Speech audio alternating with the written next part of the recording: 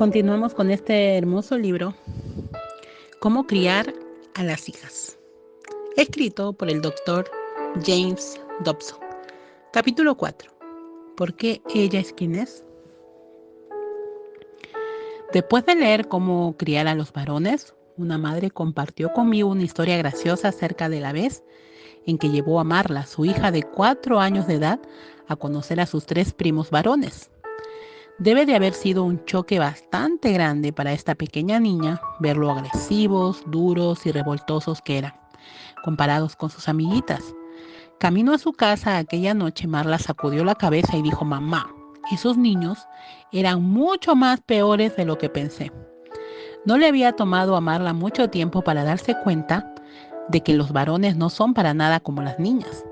Quisiera que todos los adultos fueran así de observadores, aunque entre los años 1965 y 1995 muchos adultos no lo notaron.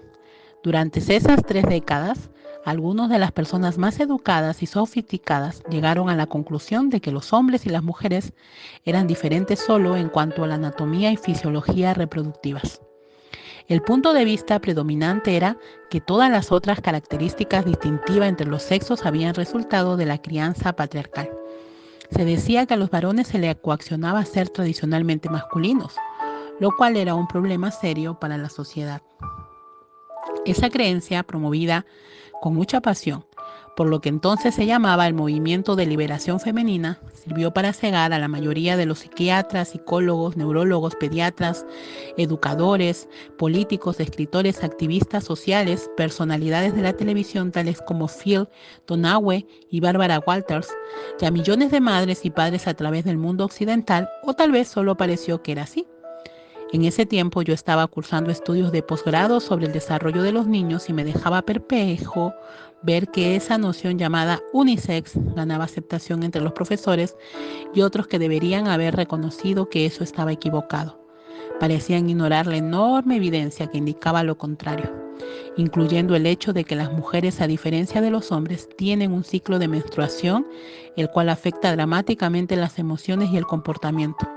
Los hombres y las mujeres también tienen un patrón diferente de cromosomas en cada célula de su cuerpo. ¿Cómo podía ser idéntico los varones y las niñas si su ADN es diferente? Finalmente, el trabajar con niños, como hacía todos los días, me convenció de que los varones y las niñas son completamente diferentes. Aún Marla pudo verlo.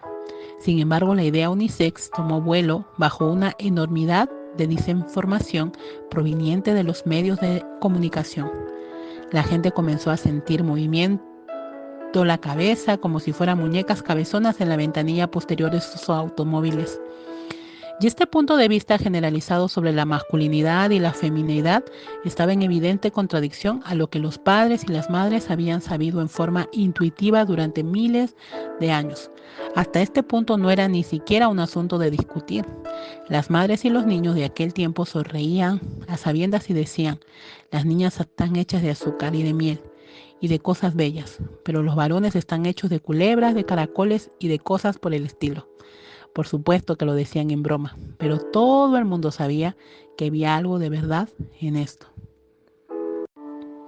Es obvio que los activistas no estuvieron de acuerdo. Comenzaron una amplia campaña para cambiar la forma en que se criaba a los varones y a las niñas para lograr la homogeneización de sus comportamientos. Se les dijo a los padres y madres que los varones eran demasiado agresivos, extravagantes, pendencieros y, defectuosos en muchos aspectos. Necesitaban pasar por un programa de reorientación que les enseñaba a jugar con muñecas y juguetitos de té en lugar de camiones y pelotas. También necesitaban aprender a llorar a menudo y a ser más sensibles. En resumen, estos consejeros dijeron que había necesidad de arreglar a los varones mientras eran pequeños para que fueran más femeninos. Por otro lado, las niñas eran consideradas como demasiado pasivas, remilgadas, dóciles y maternales. Eso también tenía que cambiar. Tenían que aprender a ser agresivas, duras, a comportarse como los varones, a no demostrar las emociones y sí, a ser mucho más masculinas. El resultado fue un esfuerzo destinado a rediseñar la crianza de los hijos desde la cuna hacia adelante.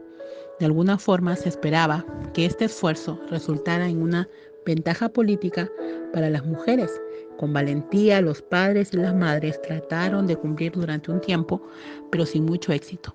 Estaban trabajando contra irresistibles fuerzas genéticas. Como sabemos ahora, la noción de la universalidad sexual es completamente falsa y nunca ha tenido base en hechos científicos. Todavía sería dominante en la cultura si no hubiera sido por el desarrollo de maravillosas tecnologías de imágenes, incluyendo la IRM, la TAC y la TEP. Estos inventos le permitieron a los neurólogos y a otros profesionales examinar el cerebro humano sin tener que abrir el cráneo. Lo que vieron en sus pantallas fue sorprendente. Los cerebros de los hombres y de las mujeres no solo eran diferentes en cuanto a su estructura, sino que se iluminaban en diferentes lugares cuando eran sujetos a estimulación similar. Entonces una cantidad impresionante de factores hormonales comenzó a entenderse mejor. Las creencias prevalecientes estaban completamente equivocadas.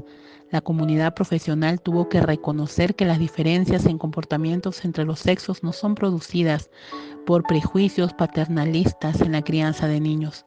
Son el resultado de poderosas influencias activadas en la concepción. Bueno, esto nos lleva de vuelta a nuestro tema, el cual es ofrecer pautas para la desafiante tarea de criar a las hijas.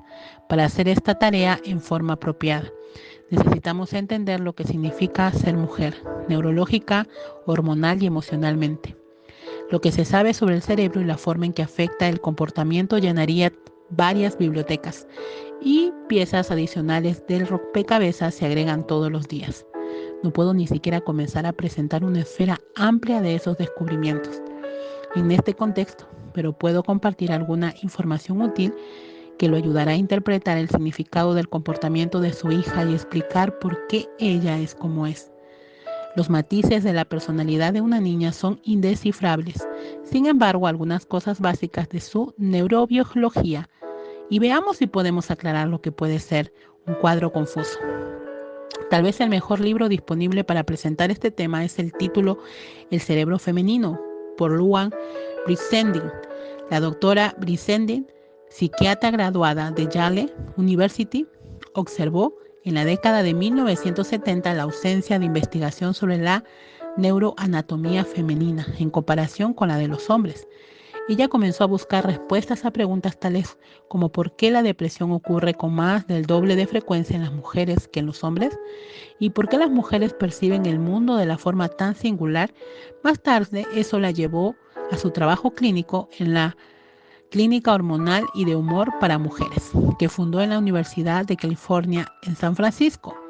También llevó a su valioso libro, basado en más de 1000 estudios científicos representando los campos de la genética, la neurociencia molecular, la endocrinología fetal y pediátrica y el desarrollo neurohormonal. La doctora Brizendine ha colocado esta fascinante explicación médica al alcance de los padres y del público. Por ejemplo, esto es lo que la doctora Brizendine escribió en cuanto a la singularidad de los varones y de las mujeres. El sentido común nos dice que los varones y las niñas se comportan de forma diferente. Lo vemos todos los días en el hogar, en los patios de juego y en las salas de clase. Pero lo que la cultura no nos ha dicho es que el cerebro dicta esos comportamientos divergentes. Los impulsos de los niños son tan innatos que se manifiestan aún si nosotros los adultos tratamos de guiarlos suavemente en otra dirección. Una de mis pacientes le dijo a su hija de 3 años y medio, le dio muchos juguetes unisex, incluyendo un camión de bomberos, rojo, brillante en lugar de una muñeca. Y una tarde ella entró al dormitorio de su hija y la encontró acurrucando su camión que había envuelto en una frazada, acunándolo en sus brazos y diciéndole: no te preocupes, camioncito, todo va a estar bien. Esto no es socialización. Esta niñita no acunaba a sus camioncitos porque su medio ambiente había moldeado su cerebro unisex. No existe el cerebro unisex. Ella nació con un cerebro femenino, el cual vino completo con sus propios impulsos. Las niñas ya llegan programadas como niñas y los varones ya llegan programados como varones. Sus cerebros son diferentes cuando nacen y sus cerebros son los que determinan sus impulsos, sus valores y su misma realidad. Michael Gurian anunció con una perspectiva similar en su libro titulado La maravilla de las niñas, el cual está lleno de información útil acerca del sexo débil. Él citó a Brenda Goff, una profesora de secundaria en la ciudad de Kansas City, que describía su propia experiencia familiar. Ella dijo: antes de llegar a ser madre, creía firmemente que el comportamiento de los varones y de las niñas estaba moldeado, en su mayor parte, por la sociedad y los padres y madres. Las niñas aprendían a ser femeninas, los varones aprendían a ser masculinos. Primero tuve una niña. Cuando tenía 15 meses, esta niñita lloraba porque sus medias no tenían flores. Inclusive nació con cualidades femeninas que yo no tengo. Así que, ¿cómo pude haberlas aprendido? Yo estaba anonadada. Luego tuve un varón. Todavía estaba convencida de que podía tener un hijo que no fuera agresivo, no jugaría con armas, juguetes de guerra, etc. Tampoco vería programas de televisión violentos. En realidad, muy poca o nada de televisión para él. Entonces mi hijo me pegó un tiro con una banana alrededor del tiempo en que cumplió 2 años. Y mi secador de cabello se convirtió en un arma espacial cuando tenía unos 3 años. Era extremadamente obvio que él era muy diferente de ella y sin embargo, como padres sentíamos que los habíamos tratado en forma bastante similar. La respuesta de Gurian fue: la historia de Brenda ha sido la historia de muchos padres y madres. ¿Y por qué no debería hacerlo? Es la naturaleza humana, por supuesto. Pero ¿qué aspecto de la naturaleza humana maneja el comportamiento asociado con la masculinidad y la feminidad? Comienza en la concepción, cuando los varones y las mujeres comienzan sus trayectorias de desarrollo por 2 caminos muy diferentes. Ese instante afectará la forma en que piensan, sienten y actúan para el resto de sus vidas. Los cerebros de los 2 sexos parecen ser femeninos hasta cerca de la 8ª semana, cuando el cerebro de un varón es bañado por una enorme cantidad de testosterona. Entonces es transformado radicalmente y aún toma un color diferente. Esta hormona sexual masculina mata algunas de las células de la comunicación, incluyendo una parte del manojo de nervios llamado cuerpo calloso. Es una cuerda de fibras que conecta el hemisferio derecho donde se produce la emoción con el izquierdo donde se enfoca el lenguaje. Aunque el cuerpo calloso sobrevive ese baño de testosterona, el cerebro masculino nunca podrá manejar las interferencias tan eficazmente de allí en adelante, lo cual tiene inferencias enormes para el comportamiento masculino futuro. La testosterona también causa un aumento en el volumen de las neuronas y los circuitos localizados en los centros sexuales y de agresión del varón. ¿Por qué nos sorprende esto? Un varón de 3 años de edad tiene hasta 20 veces más testosterona que las niñas. Por eso es que su manera de jugar a menudo incluye correr, saltar, jalar, tirar del pelo, jugar con autos, camiones, aviones, tanques y hacer mucho ruido. ¿Le parece realmente gracioso pasar gas que es silencioso pero mortal? Le gusta arrojar cosas y disparar con armas de juguete, ¡pum, pum! O disparar con pepinos o zanahorias, o cualquier cosa que se parezca vagamente a un arma. La testosterona es la que lo impulsa a hacer eso, es la razón por la cual su madre, que lo ama mucho, tiene muchísimo trabajo tratando de evitar que se mate. Después de todo es un varón. Eso es lo que hacen los varones. Debido a que el cerebro femenino no está sujeto a un baño similar de testosterona en la matriz o después, sus centros de comunicación y emocionales permanecen intactos. De hecho, estas estructuras llegarán a ser más grandes y se interconectarán mejor neurológicamente. El cuerpo calloso de las niñas es hasta 25% más grande que el de los varones y se convierte en una supercarretera de 8 pistas capaz de llevar grandes cantidades de información de un lado del cerebro al otro. Para los varones es un camino de campo. Como resultado, casi desde el nacimiento es probable que una niña sea más expresiva y emocional que la mayoría de los varones. Es probable que ella sienta las cosas más profundamente que los varones y que responda a claves sutiles en el medio ambiente que ellos muchas veces no perciben. Ella será mucho mejor para darse cuenta del carácter y de los motivos de otras personas, aunque tal vez no pueda explicar cómo lo hace. También llorará con más frecuencia, aún de adulta. Todos los hombres lo saben y típicamente es algo que los desconcierta. Después de todo, ella es una niña y eso es lo que hacen las niñas. Para entender las personalidades y las inclinaciones de las niñas pequeñas, es importante entender lo que se llama pubertad infantil. Se refiere a un periodo entre los 6 y 30 meses de edad, cuando los ovarios producen cantidades enormes de estrógeno, comparable aún a los niveles adultos.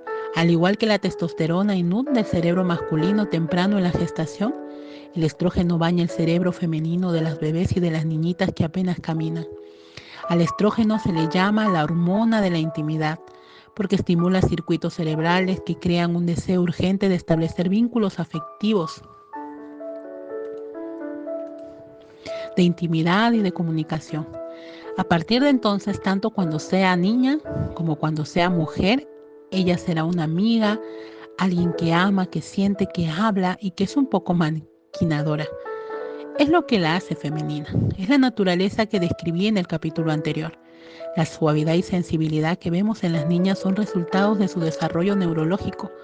Las fuerzas hormonales que dan forma e influyen en su comportamiento son la causa. Volvamos otra vez a la doctora Brizendine para que nos ayude a entender la estructura del cerebro femenino y cómo afecta la forma de pensar. Ella lo describe así. ¿Y qué si el centro de comunicación es más grande que un cerebro que en el otro? ¿Y qué si el centro de memoria emocional es más grande en un cerebro que el otro? ¿Y qué si un cerebro desarrolla una habilidad mayor para leer claves en las personas que el otro? En ese caso, usted tendría una persona cuya realidad dictaría que la comunicación, la conexión, la sensibilidad emocional y la facultad de responder son los valores principales. Esta persona apreciaría estas cualidades por sobre todas las otras y quedaría perpleja por una persona con un cerebro que no captará la importancia de dichas cualidades. En esencia, usted tendría a alguien con un cerebro femenino. Podemos ver evidencia de esta formación y de sus repercusiones hormonales en el comportamiento de las bebés.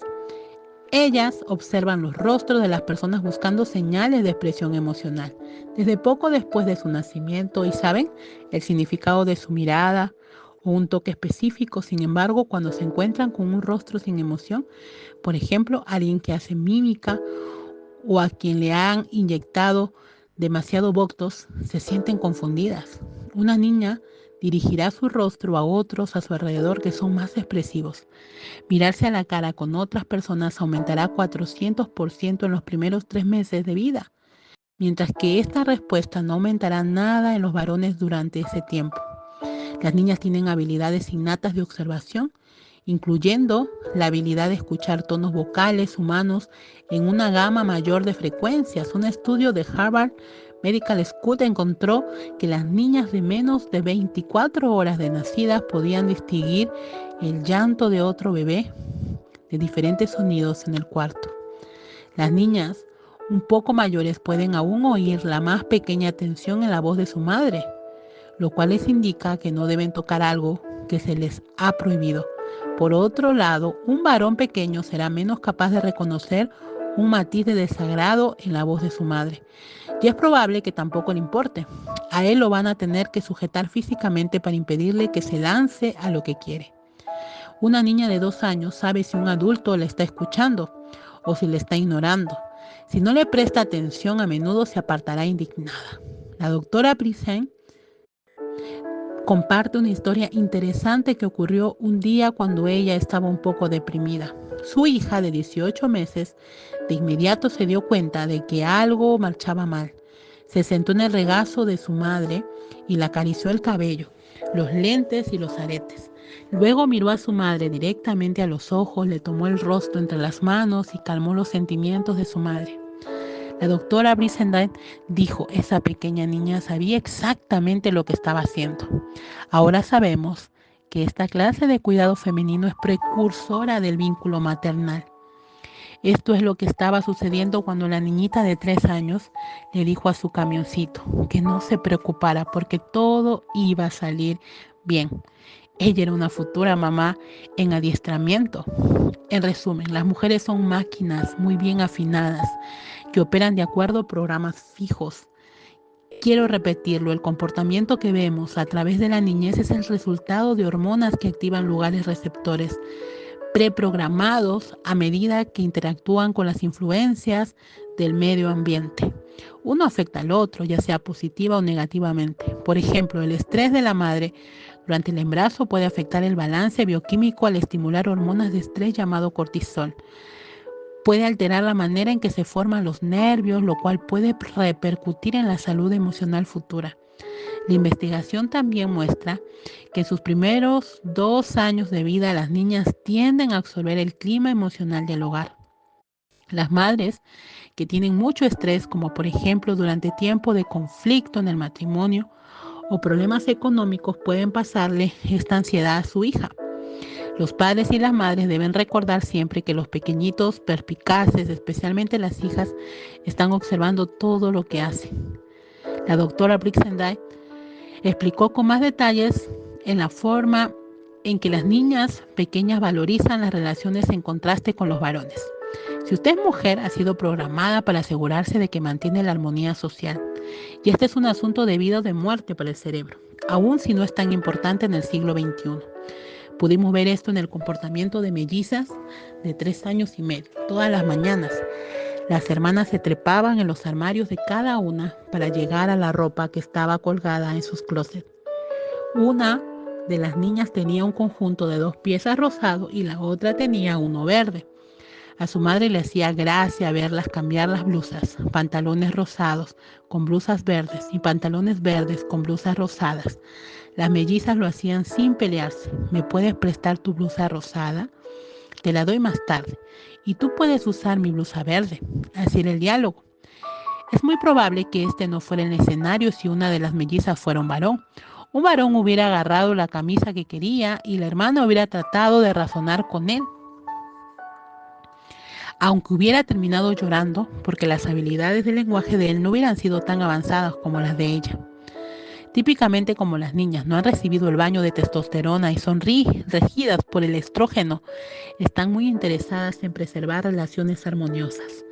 Desde sus primeros días de vida, viven con más comodidad y felicidad en el ámbito de las conexiones interpersonales pacíficas. Prefieren evitar el conflicto porque la discordia las pone en desacuerdo con sus impulsos de estar conectadas, de obtener aprobación y confort.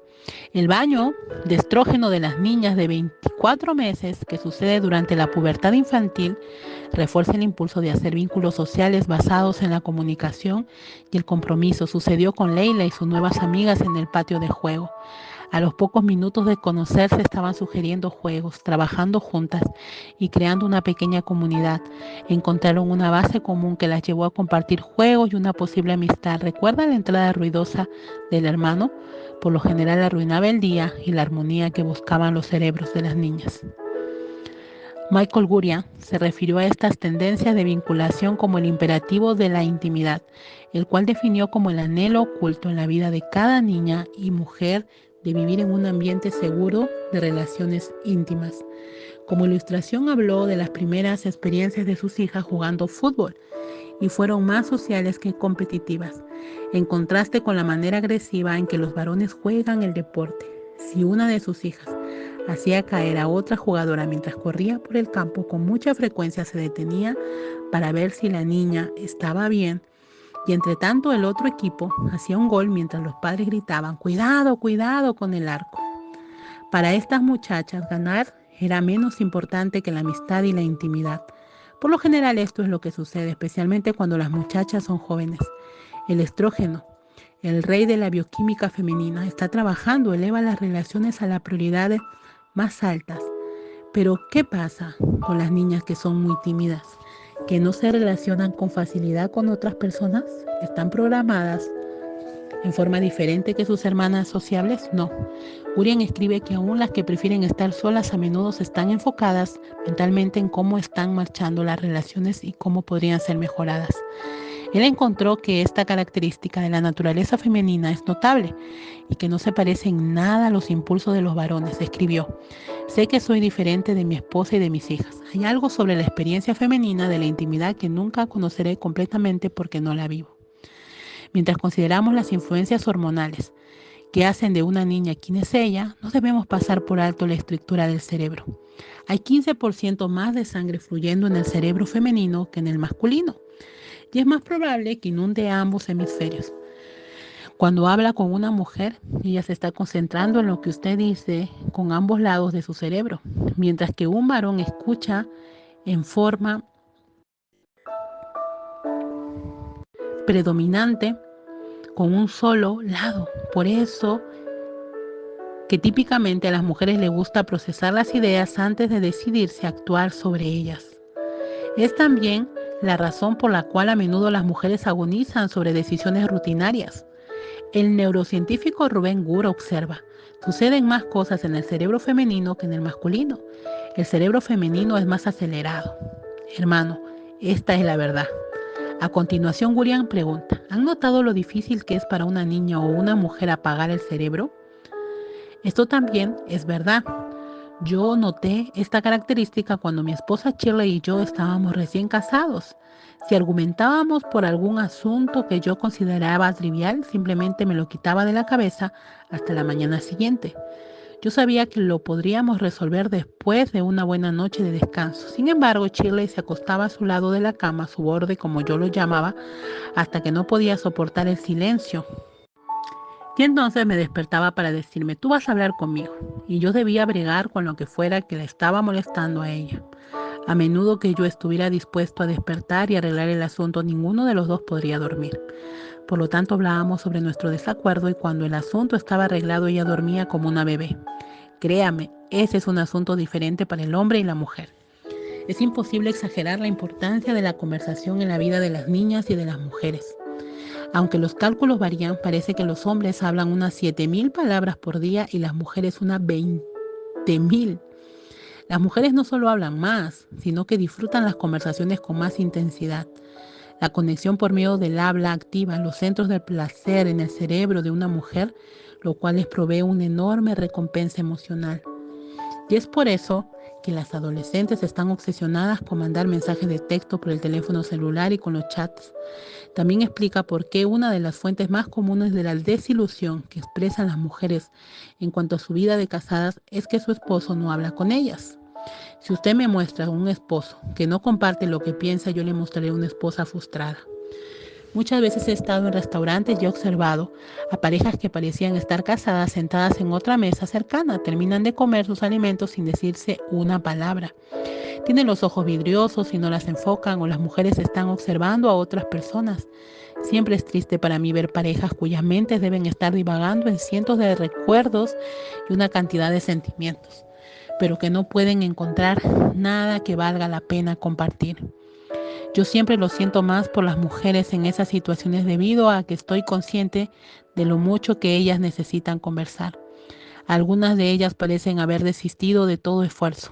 Las niñas pequeñas y las no tan pequeñas también necesitan hablar especialmente sobre lo que sienten.